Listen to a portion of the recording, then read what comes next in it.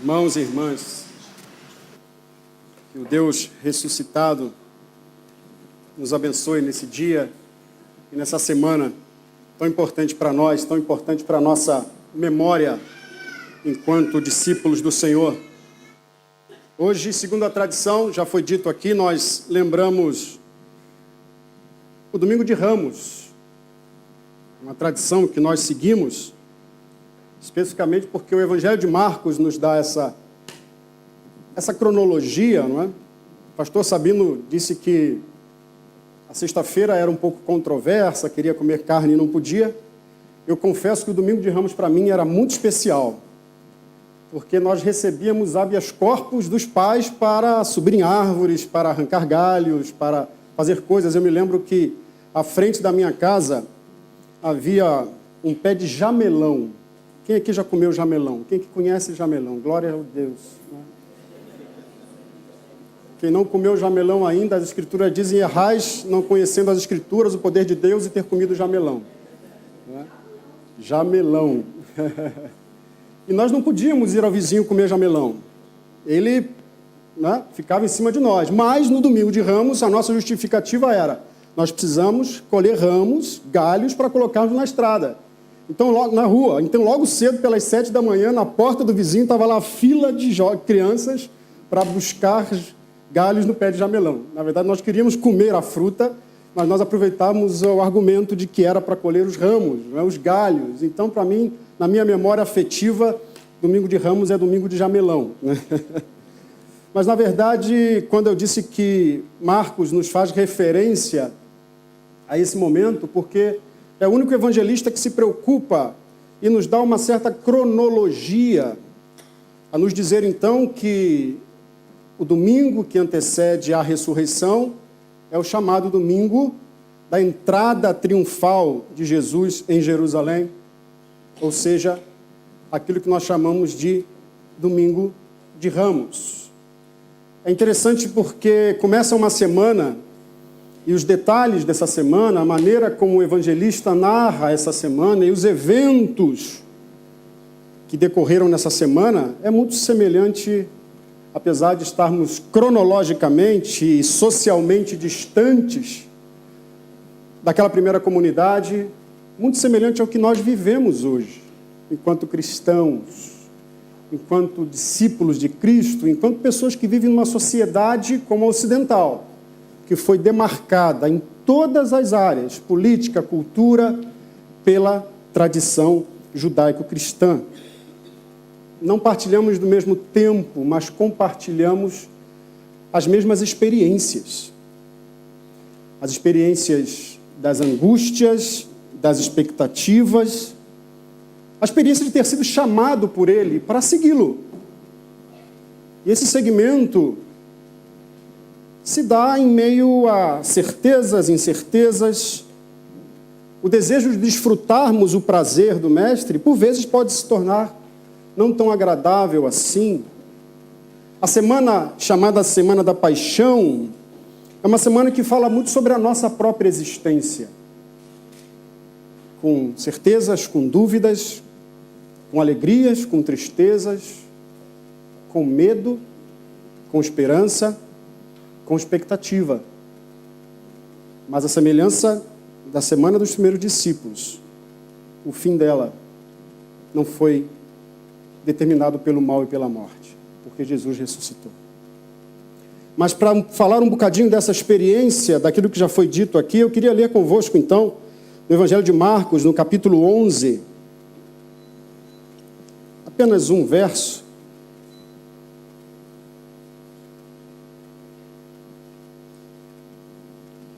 Marcos 11,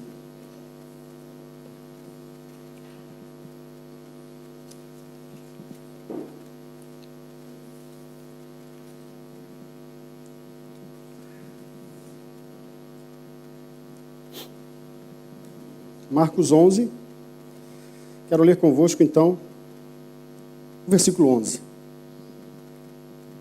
que nos diz assim, Evangelho de Marcos, capítulo 11, versículo 11, tendo Jesus entrado triunfantemente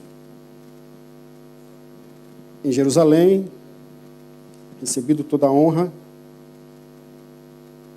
O texto diz: Jesus entrou em Jerusalém e foi ao templo, tendo observado tudo em redor. Como já era tarde, foi para Betânia com os 12. Repito, Jesus entrou em Jerusalém e foi ao templo, tendo observado tudo em redor. Como já era tarde, foi para Betânia com os 12. Como já nos disse aqui o Sérgio, a entrada triunfal de Jesus em Jerusalém, que nós chamamos de triunfal, a nossa ideia é que de triunfal ela diz respeito a uma grande multidão que seguia Jesus e milhares de pessoas reconhecendo que ele era o Messias. Não é bem assim que o texto nos apresenta o cenário. É bem verdade, Jerusalém era uma cidade, na altura, uma população fixa em torno de 30 a 50 mil pessoas, né? Em torno disso. Mas naquela altura recebia 3, 4 vezes mais peregrinos. Então a população, na altura da Páscoa, em Jerusalém, era em torno de 180 mil pessoas. Era, de fato, um grupo muito grande. E eles ficavam em Jerusalém e residiam nas cidades ou nas aldeias próximas que serviam de dormitório. O texto fala de Betfagé e Betânia. Mas o texto nos diz que quando Jesus entra e vinha de Betânia, vinha cumprindo todas as profecias, houve uma preocupação da parte de Jesus que muitas profecias acerca da entrada do Messias fossem explicitadas naquele momento. Jesus prepara o cenário. Ele se preocupa em sair do Monte das Oliveiras, porque Zacarias 14 diz que o rei triunfante chegaria para derrotar os inimigos e proclamar a vitória saindo do Monte das Oliveiras. Ele se preocupa em entrar num jumentinho, não é? Como disse o Sérgio, um jumentinho que cumpre as profecias de Zacarias 9, ao dizer que o rei entraria em Jerusalém, humilde e pacificador, montado num jumentinho novo, um jumentinho que ainda não havia sido montado por ninguém, por isso que Mateus se preocupa com o jumentinho, filho de uma jumenta, e dá a impressão em Mateus que são 2 animais, mas é apenas um. Por quê? Porque o animal do rei, só o rei monta. O cavalo do rei, ninguém pode montar. Só o rei. Então ele pega um jumento que ainda que bravo, né, porque não foi montado ainda. É curioso, né, porque a situação da humildade é tão grande que ele pede emprestado. Né? Ele pede emprestado. Ó, vai lá na frente e encontra lá o sujeito, pede para ele lá um jumento, mas fique tranquilo que nós vamos devolvê-lo. Jesus é correto. Ele entra no jumento emprestado, né? Como é bom ter amigos. Como é bom ter amigos. Glória a Deus. Mas depois, no final, quando volta para Betânia, devolve o jumento. Devolve o jumentinho. Ele cumpre a promessa, a expectativa, e assim como aconteceu com Salomão, quando entra em Jerusalém, 1 Reis, capítulo 1 de 1 Reis, na mula de Davi, ele entra, e antes de entrar, eles cobrem, não é? A mula com tecidos, com panos de linho, panos caros, para que o rei fosse entronizado, sentado com glória. E o texto diz que aquelas pessoas, então, colocam as suas capas naquele jumento, Jesus senta-se e vai. Como disse o Sérgio, ao mesmo tempo em que Jesus cumpre as profecias, ele as ressignifica. Porque tudo aquilo que fala de glória e de honra aponta para a humildade de Jesus de Nazaré, o Messias que entra humilde. Aliás, esse grande paradoxo da Escritura, que Paulo diria que é loucura para os sábios, é fundamental para nós, porque ele é o grande rei. E nós não podemos perder, em hipótese alguma, a perspectiva de que ele é grande, ele é o rei sobre todas as coisas, ele é o filho do Deus Criador. Mas ele escolhe o caminho da humildade. Então, esse paradoxo entre grandeza e humildade é fundamental para a compreensão da fé, mas repito, Paulo diz que essas coisas são loucura para os sábios. Era tempo de Páscoa. Páscoa era tempo de relembrar a história, de rever o filme da ação de Deus na vida do povo.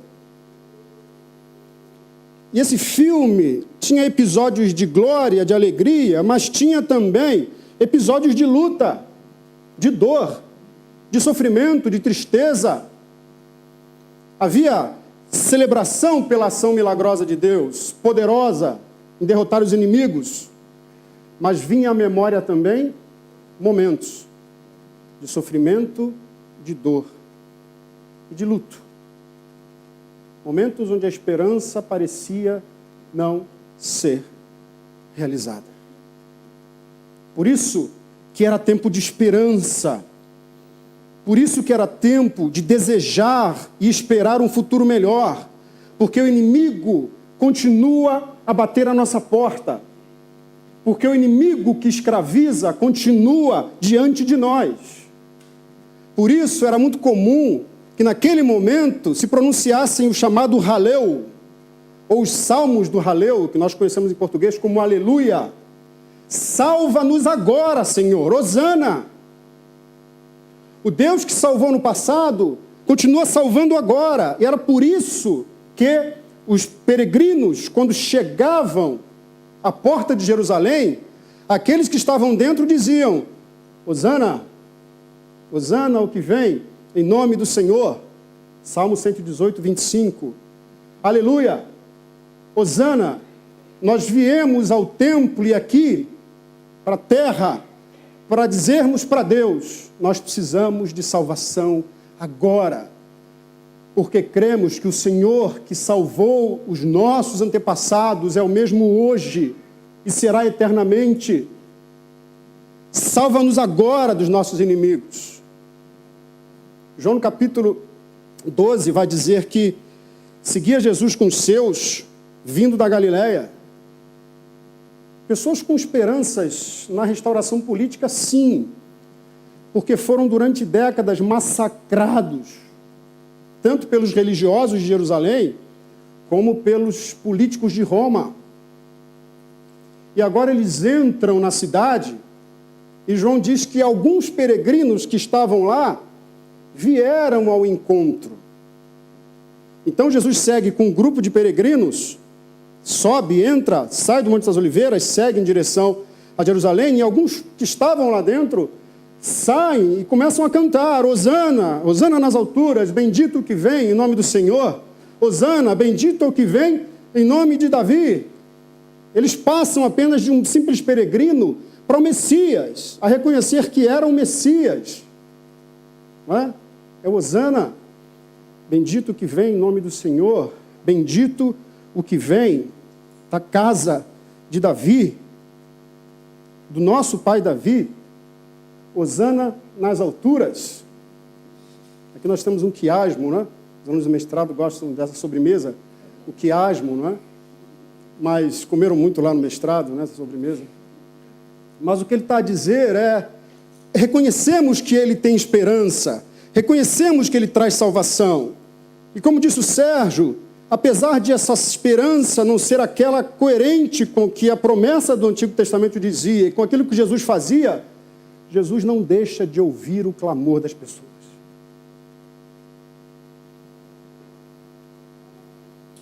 Jesus não interrompe o clamor das pessoas.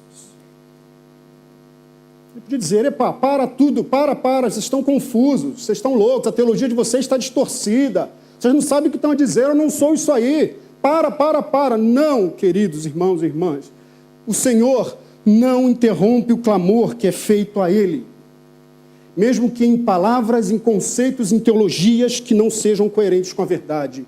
Deus sempre ouve o clamor daqueles que chamam por Ele. E Ele ouve o clamor dessas pessoas.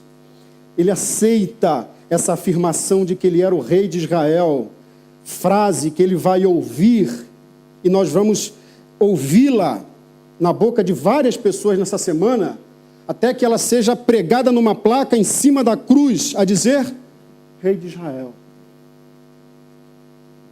Rei de Israel. É isso que o Senhor faz. É isso que Ele aceita e acolhe. Mas, ao mesmo tempo, Ele vem dizer para essas pessoas que o reino dele não é deste mundo. O reino dele não é refém das agendas e das teologias, dos conceitos e dos dogmas. O reino dele não é deste mundo. Mas aqui tem uma coisa muito importante, que dá significado profundo ao que o texto nos fala acerca de Jesus. Ele não vem num cavalo branco, como um grande rei, na imagem que a literatura apocalíptica nos apresenta. Ele vem num jumento emprestado, a seguir por um tapete de capas de pessoas que tinham sofrido, experimentado lutas. Muitos que não tinham capa colocavam também galhos, pobres, sofridas. Mas sabe por que ele faz isso? Porque ele é o Emanuel. Ele é o Deus que habita a presença dos peregrinos. Ele é o Deus que chega no meio do povo. Ele é o Deus criador que se faz gente para habitar no meio de nós, para andar conosco. O homem no jumentinho, emprestado, no meio de pessoas sujas e sofridas, é o Deus conosco. É o Deus que veio para estar no meio de nós. É o Deus que se fez limitação e carne para experimentar a nossa dor, para que de maneira paradoxal nós experimentemos a sua glória com a salvação que nos vem em intermédio da cruz. Ele é o Deus conosco. É o Deus que vem no meio do povo, que aceita o clamor do povo. Não podemos inferir do texto bíblico que os políticos, os religiosos, os sábios de Jerusalém se juntaram a ele. Não. Jerusalém virou as costas para o Messias. Jerusalém não importou-se com aquilo. Talvez os soldados romanos, os oficiais romanos que lá da Fortaleza Antônia viam como uma coisa acontecia no templo, viam algum tipo de confusão, não consideraram que aquela manifestação era tão problemática assim. Não fizeram nada.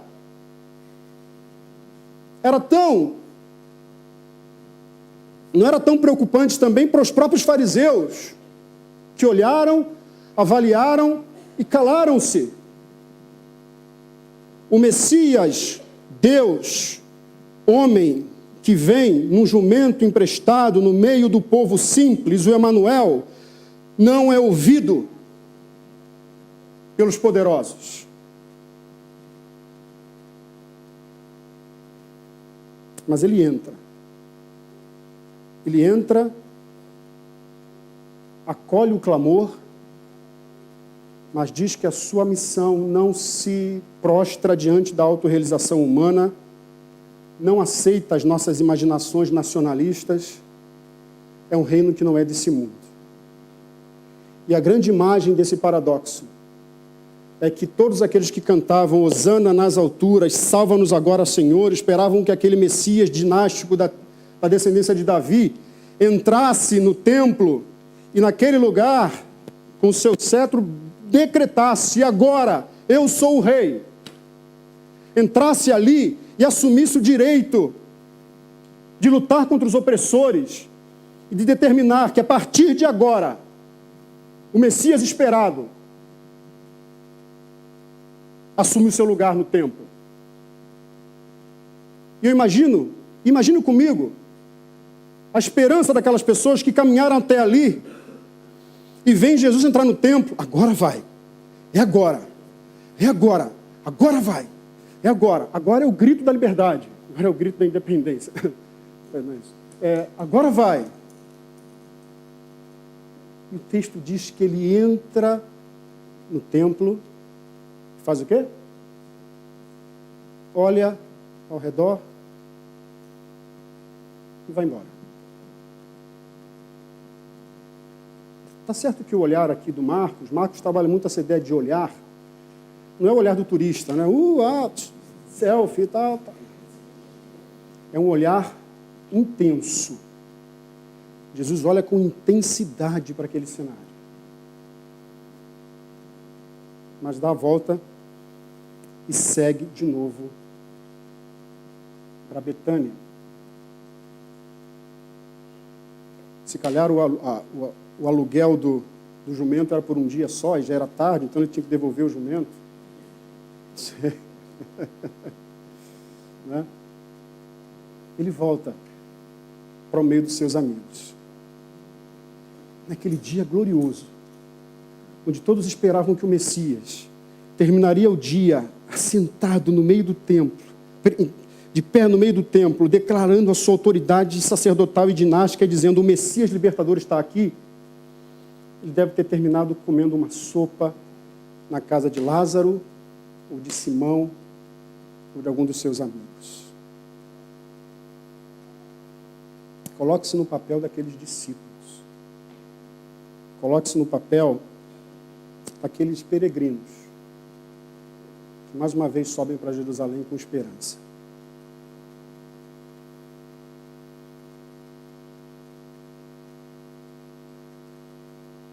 Que é ter uma esperança frustrada, uma expectativa não cumprida. Aquele silêncio deve ter falado muito mais ao ouvido daquelas pessoas do que se poderia imaginar. E daqui eu queria fazer 3 considerações rapidamente com os irmãos da experiência daqueles discípulos e peregrinos. Primeiro, como já disse o Sérgio, Jesus frustra aquelas expectativas, porque elas eram falsas. Jesus frustra as falsas expectativas. E é bom que seja assim. Aquela frase que muito se ouve, né, na tradição popular. As pessoas podem me decepcionar, Jesus nunca. Qual é a tua expectativa? Qual é a tua esperança? Talvez o que o Senhor tivesse a dizer, com aquele silêncio, por isso o silêncio fala,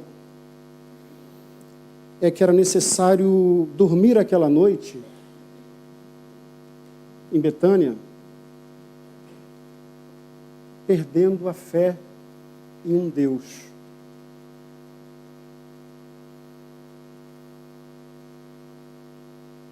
Ou melhor, perdendo a fé naquele Deus que eles idealizaram, que eles construíram na sua memória, seja pessoal ou coletiva. Era preciso perder a fé naquele Deus da infância, que é como o irmão mais velho forte, que quando nós arrumamos uma confusão na rua, corremos a casa e chamamos o mano. Aí veio o mano forte, quem é que fez alguma coisa contra o meu irmão? Ou como aquele Deus que usa, como é? Quando nós usamos para cozinhar, avental, e está pronto a nos ouvir. Senhor, a comida está fria, me dá que eu esquento. Senhor, está quente demais, me dá que eu assopro. Senhor, eu não sei como é que eu faço, me dá aqui. Senhor, eu não sei se eu vou, não vai. Senhor, eu uso hoje uma camisa preta ou uma branca. Senhor, eu não sei o que eu faço. Senhor, o que eu faço ali? Eu tenho que fazer uma prova, eu tenho 2 empregos, o que eu escolho? Senhor, eu quero uma namorada. Senhor, está aqui a lista, ó.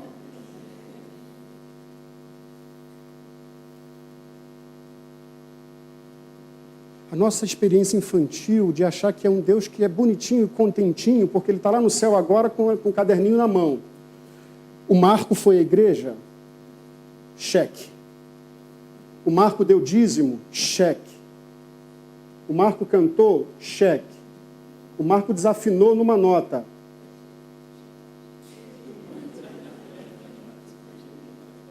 Mas atrapalhou o pessoal? Não. Bota aí uma observação. Se acontecer de novo...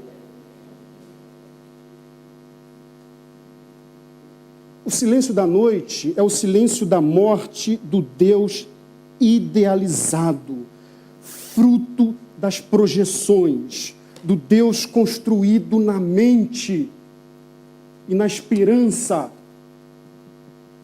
de autorrealização. Era preciso perder a fé nesse Deus para colher a fé no Deus vivo e verdadeiro. O Deus que se fez carne. O Deus que sabia que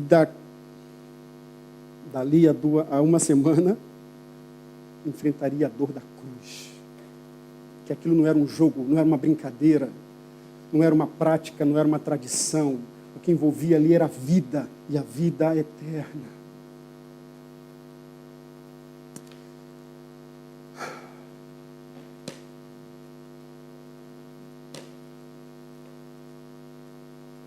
Que Deus nós temos servido.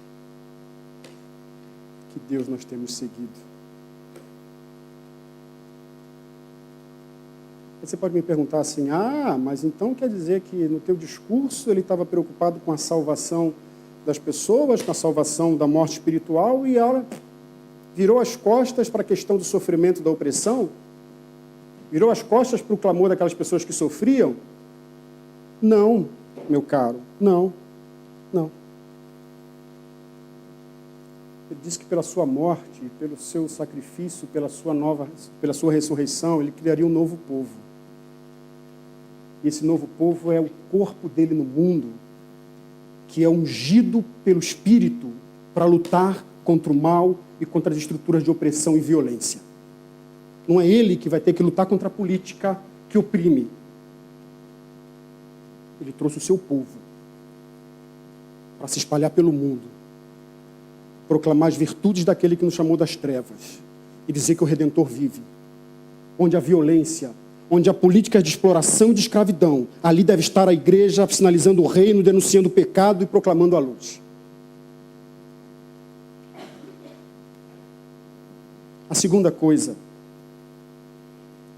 é que se era preciso nesse silêncio ver morrer o Deus da nossa infância, era preciso nesse silêncio também reconhecer que Ele vai cumprir a vontade dEle, mas não do nosso jeito. Ele é fiel. Ele vai fazer a vontade dEle se cumprir. O que eu preciso é crer que Ele é poderoso, crer que Ele me vê, Ele sabe do que eu preciso. Eu preciso crer que eu, a minha família, a minha casa e as pessoas que eu amo estão no radar de Deus. Ele não está distraído ou desinteressado pelas coisas que me acontecem. O homem que vai na sexta, no domingo de Ramos, para estar com seus amigos e beber, não é o desinteresse, é a confiança. Eu vou fazer cumprir, mas não do seu jeito, do meu. Basta apenas que tu olhes da maneira correta. C.S. Lewis diz que as pessoas que mais trabalham nesse mundo são aquelas que mais pensam no outro mundo. Se nós pensamos apenas nesse mundo, nós perdemos esse e perdemos o outro. Mas se nós pensamos no outro mundo, nós ganhamos esse aqui de presente. Para viver plenamente o que Deus quer para nós. Para saber que Ele anda conosco.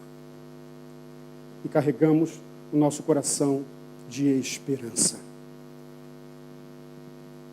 Nós podemos viver ou construir a nossa trajetória de uma maneira diferente. Ele fala daqueles que vivem como tolos. Eu não sei, eu não sou feliz, eu não consegui porque a culpa é do outro. Senhor, aquela mulher que tu me deste, aquilo ali é chave de cadeia, como dizemos no Brasil. Senhor, aquele carro, olha, aquele carro que eu pedi tanto, o Senhor me deu, é uma bomba. Aquele emprego, Senhor. Ou aquela... Não, Senhor, eu... Sempre a projetar sobre os outros, sobre as coisas, as nossas frustrações. A nossa incapacidade de realizar os nossos desejos. Ou então ele fala daquele homem que é sensato, mas decepcionado. Mas eu não me preocupo mais com isso, não.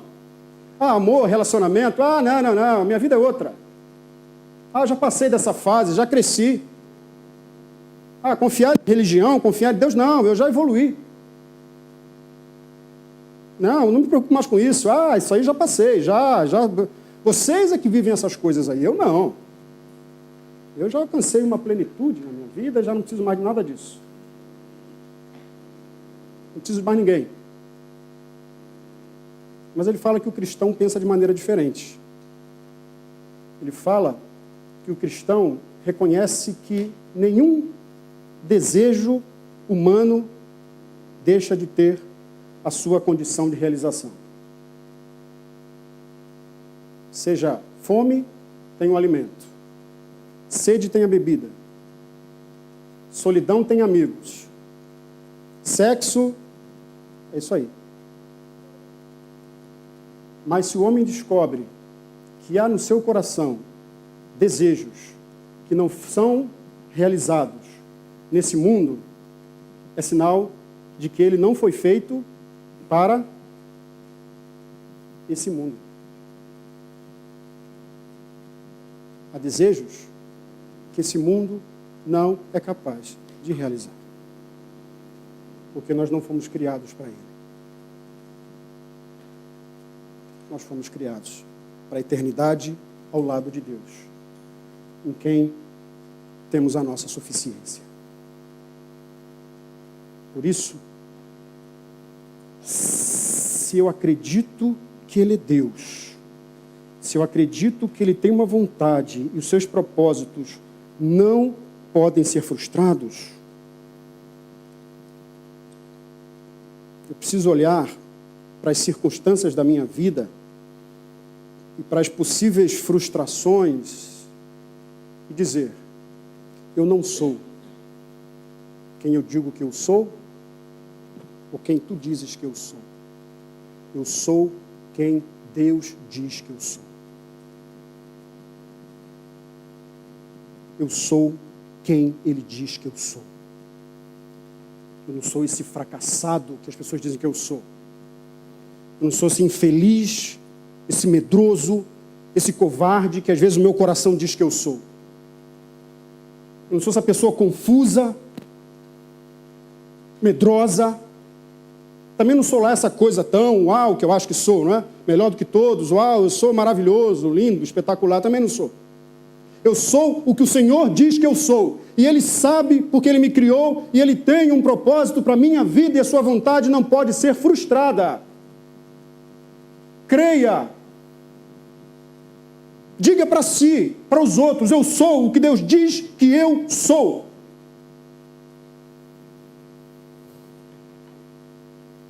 Toda vez que chegamos a essa mesa nos lembra quem Ele é, mas lembra também quem somos e quem Ele quer que sejamos. E em terceiro lugar, mesmo sem perceber, mesmo sem entender, é preciso continuar ao lado dEle. Não, para aí, Senhor. Como é isso? O Senhor vai para Betânia fazer o quê? Calma lá, chegamos aqui agora, o cenário está todo pronto. Já chamamos a atenção do povo, está aqui o templo, não tem ninguém atacando-nos. Vamos a isso. Vamos ao gol. O Senhor vai para Betânia? Não, parei, não, vai, porque já desisti. O texto diz que os 12 foram com ele, sem compreender, sem perceber, sem ter noção do que estava a acontecer. É Marcos que diz isso, não sou eu. É só ler depois Marcos. Continuam ao lado do Senhor, porque sabem que Ele é o Rei. Como diria Pedro, para onde iremos, Senhor? Só Tu tens as palavras de vida eterna. Eu não percebo mas eu ando contigo porque é a melhor coisa que eu posso fazer da minha vida. Eu não percebo bem, mas eu não vou parar. Eu não percebo bem, mas eu vou avançar contigo. Eu vou ao teu lado. Eu vou continuar contigo. E eu queria encerrar lembrando um conto. Falei do C.S. Lewis, um conto do Tolkien, amigo do C.S. Lewis. Diz a história que C.S. Lewis gastou décadas e décadas elaborando a sua obra máxima, que foi O Senhor dos Anéis. Como? Tolkien. Né? Como? Tolkien, O Senhor dos Anéis. Desculpa. Tolkien, O Senhor dos Anéis. Eu quero falar do Tolkien. O Senhor dos Anéis. Ele sentia uma angústia porque, naquela altura, na metade do século passado, as mitologias giravam em torno das mitologias escandinavas, as mitologias romanas, e ele sentia falta do resgate da mitologia britânica antiga, não é?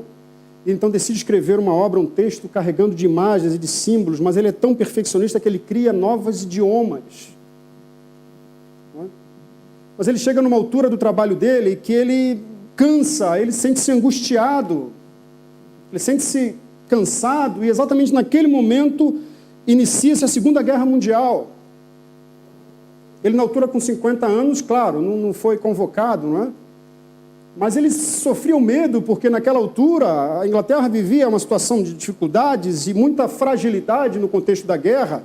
Então, ele tinha medo que todo o seu trabalho fosse levado a cabo, que tudo fosse perdido e ele não conseguisse chegar ao fim.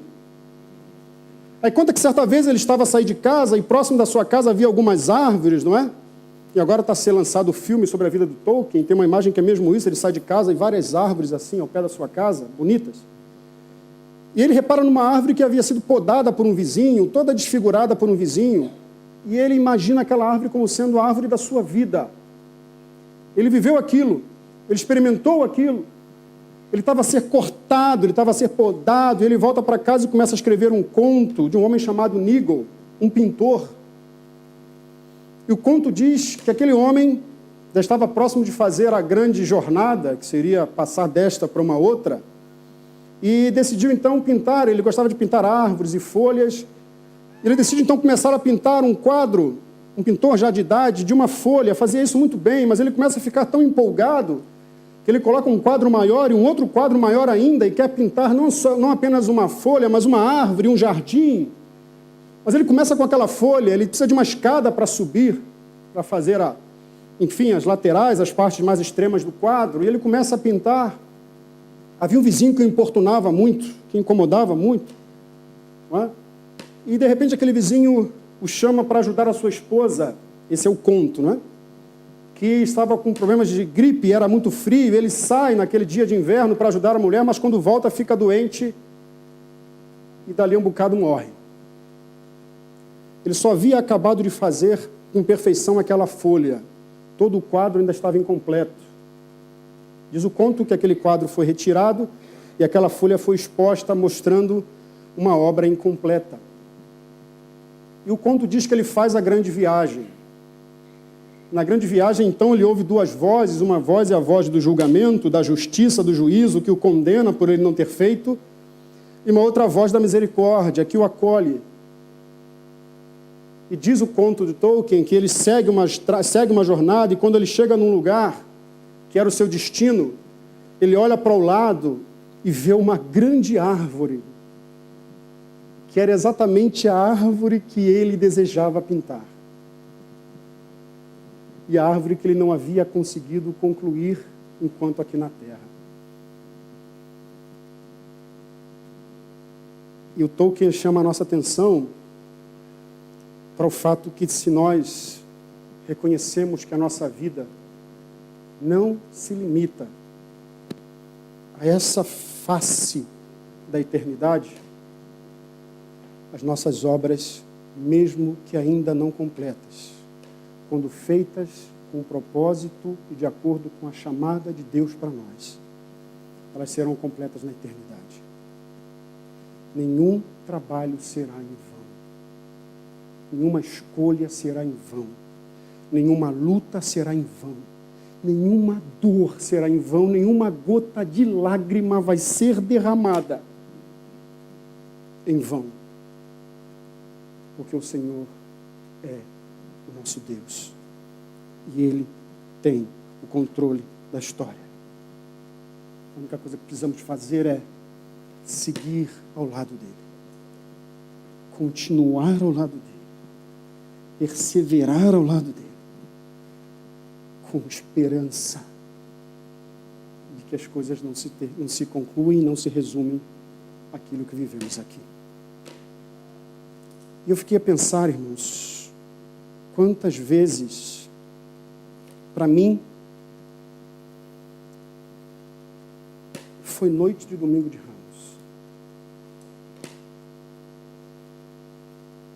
Foi noite de silêncio. Foi noite de frustração.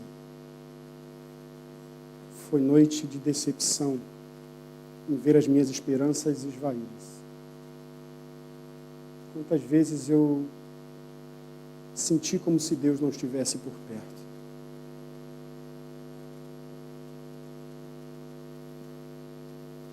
A Páscoa nos fala de esperança. De um Deus que quer romper com toda a violência, todo o mal e todo o pecado que nos afasta dele. E faz uma aliança para que a nossa vida seja eternamente repleta de amor, de paz e da sua presença. Quem sabe não seja a hora de perder a fé nesse Deus que tu tens caminhado com Ele, que é mais a imagem e semelhança dos teus sonhos, dos teus projetos, dos teus anseios, do que aquele de fato que é o Senhor, Criador dos céus e da terra. Quem sabe hoje não é dia de perder a fé infantil, e confiar no Deus Todo-Poderoso, e abraçar a salvação que há em Jesus.